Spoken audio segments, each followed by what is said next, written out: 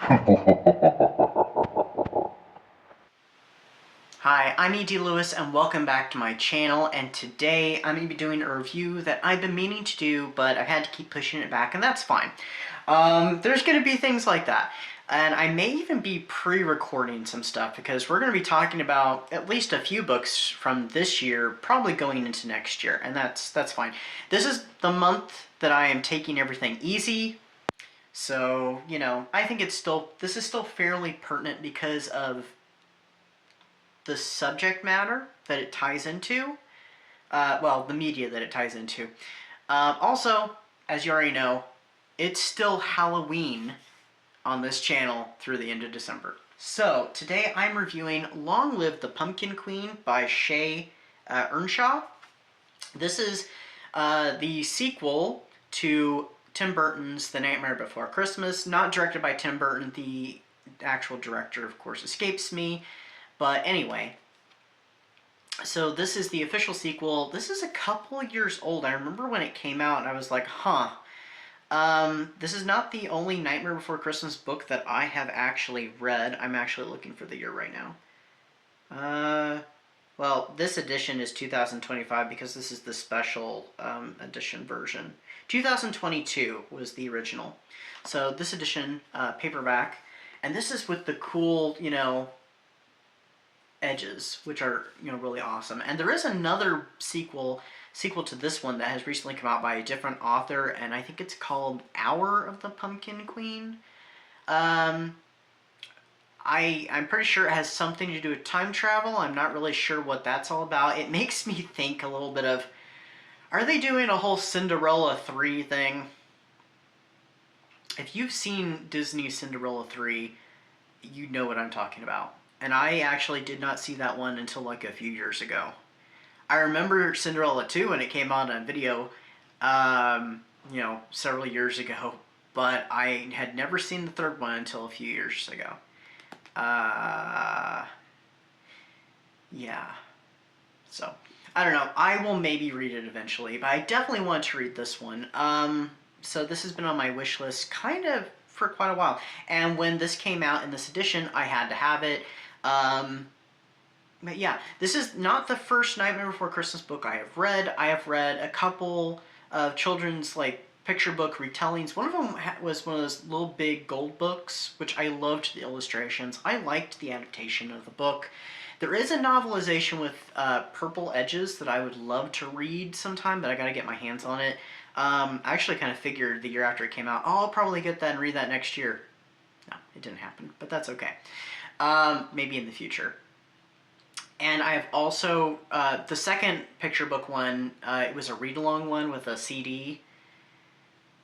I wasn't crazy about the adaptation of it, and it was also told with still images from the movie, which that was fine, I didn't mind that. Not as exciting, I just wasn't crazy about the actual adaptation of the story. And of course, last December, I read and reviewed Sally's Lament, which is oftentimes compared to this book. And I really enjoyed Sally's Lament. It was a 4.5-star review.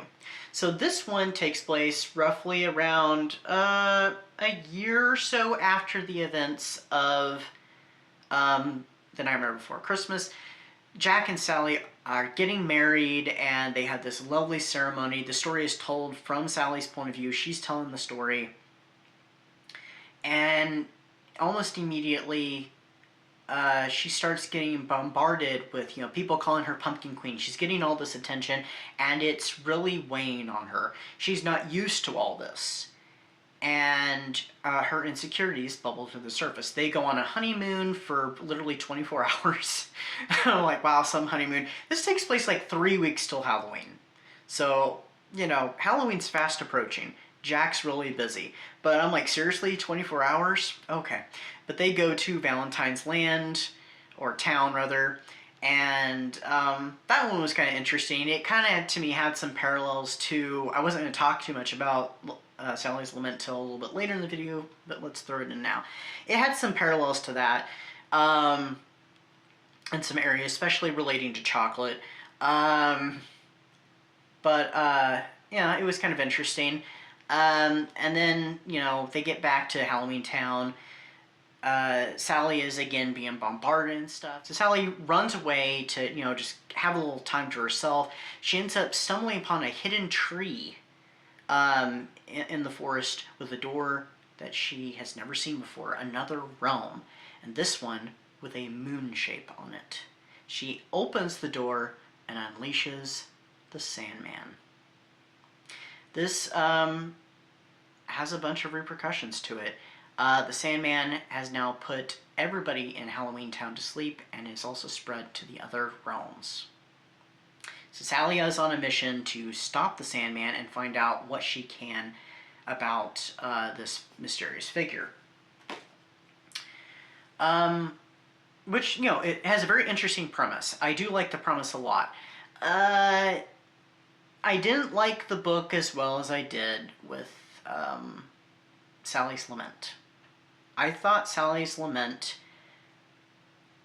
was just a better story, very pertinent to today's world. If you've read it, you may know what I'm talking about. It's very relevant. So, yeah. This one, it was interesting, but it fell a little short. I didn't have issues with Sally, and I've seen this in reviews where people had issue with, oh, she's not strong. Where's the strong Sally we know? Well, even strong people have moments. I mean, she was isolated for who knows how long before she kept breaking out and she wanted to join the crowd. And then she gets overwhelmed. It happens. It's okay. And it just gives her, a place to regroup and come into herself. I do like that with these books, Sally has become the main character of the franchise. I am perfectly okay with that. I feel like with Jack, they've pretty much done all they can with Jack. I mean, I feel like Jack would mostly be repeating himself if they did anything with him. I like that she's the main focus. I think that she had a better arc, though, in Sally's Lament. There was also more of those Sally details that we get from the movie, like the thing with the vision. She has visions in the other one, and she gets to use her skills even more. She does get to use her skills in this, and some slightly different ones, and that's fine. That's all well and good. Another issue I had, and I think this is the same issue a lot of other people have had with it, is the changing of Sally's backstory. Interesting, yes. So I don't flaunt on that. I just didn't care for it personally. It was a choice that I wish they had not made, and it changes the canon. This is why this one is not being included, spoiler alert, unlike the other book that I read, as part of my Frankenstein series. And if you read the book, you'll know what I'm talking about.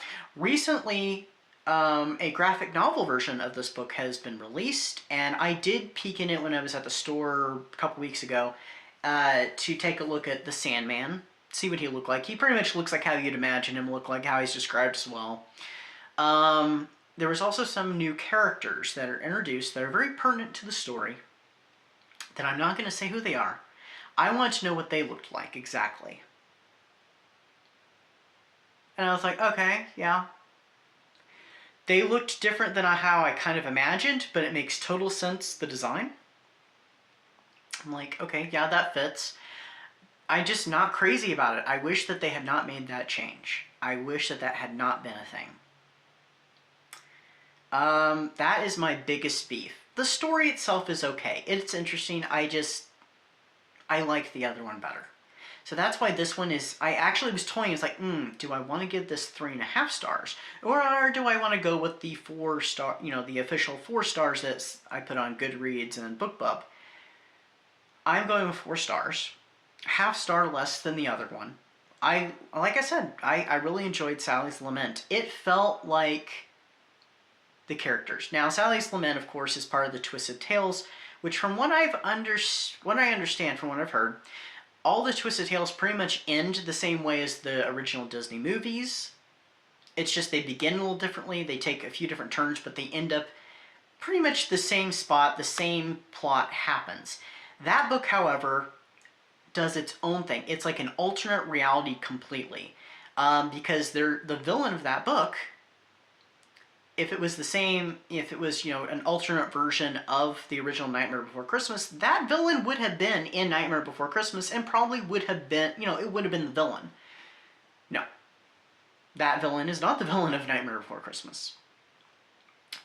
Those things that are happening in Christmas Town are clearly not happening, so it is a completely different world. I liked that it did its own thing,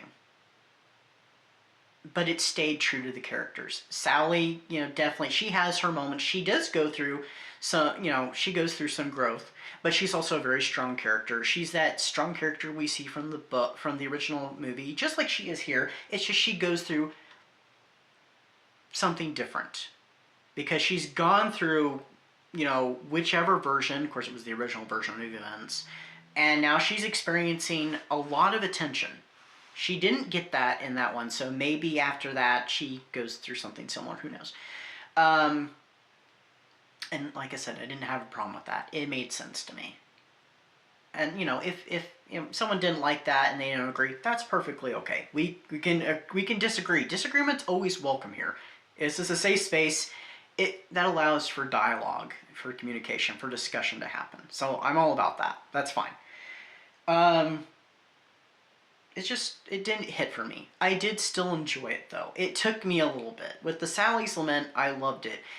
There was a character in this book that to me, and a supporting character, did not feel or sound quite like the character from the original film, and that's Jack Skellington. However, in Sally's Lament, he was clearly Jack. He was very Jack. He may not have been exactly there. I'm sure there was probably something that was a little off, but for the most part, that was Jack. This, to me, was like maybe, not exactly a caricature, but it wasn't the Jack we know. Take that how you will. But yeah, I'm so glad I read it, and I would recommend it to anybody who'd like to check it out. Will I check out the follow-up to this? Maybe. We'll see what happens. I'll have to get it for that to happen in some format. So, maybe next year. But, yeah, since it was Night Before Christmas, it's still somewhat pertinent to this time of year because people have that debate. Is Nightmare Before Christmas a Halloween film? Is it a Christmas film? Is it both? I think it's both personally. And you can watch it any time of the year, any time of those. I mean, you could watch it any time of the year you wanted, really. But I think it works for both holidays. So, and even in between, you can watch it during November. Whatever. So anyway, that is my review for today. I hope everybody is enjoying their December so far. It's still within the first week when I'm filming. This is actually the 5th when I'm filming it. I still have yet to film my anniversary video. I will not be covering my top reads of 2025 in that video. I'm not sure when that will come out exactly. And I'm not really sure what the full schedule is for this month, so we'll see what happens.